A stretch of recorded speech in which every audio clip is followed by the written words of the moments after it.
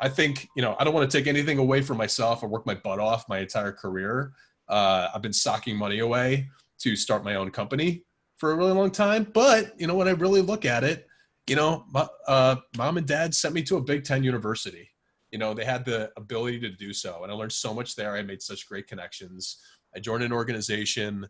I've had every opportunity to have the landscape in order to be successful.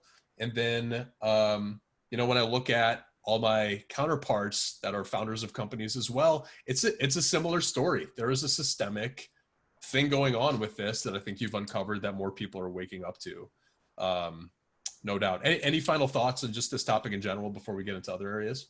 Yeah, it's interesting because one of my colleagues in New York at Harlem Capital posted something on Twitter where he was like, when was the first time you experienced racism? And then, a bunch of people commented, and of course I could think of my first story. And I was having some discussions with some colleagues, and one of them was like, I've never experienced it. I was like, what? And she's white, from the South. And I was like, what's it like not to experience racism? I have no idea, because, that was just from the first moment we came to the United States, it was in my parents coming home crying from work because of that, and not being able to speak up because they were going to get fired and we couldn't, pay for our rent. What's it like not being able to worry about your parents getting deported, and so you have to speak, not say anything, and hide, in your home and not play outside too much? And what's it like not having to worry about your family getting shot in the street just because of the way they looked?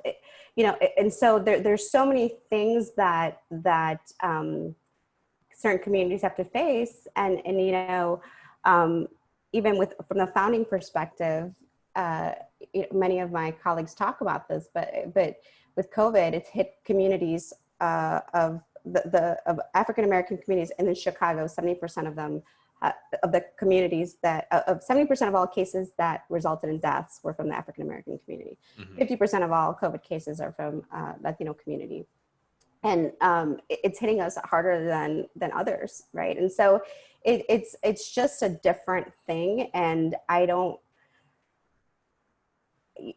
can't speak for my Black friends, obviously. I can speak from the Latino community, but what I do know is that is starting to realize a certain privilege that, some of us have, and all of us have, really, and using the platform to speak up about it. One, to acknowledge that where your organization is in terms of hiring, in terms of investing, and then really make a change if that's what you're committed to doing.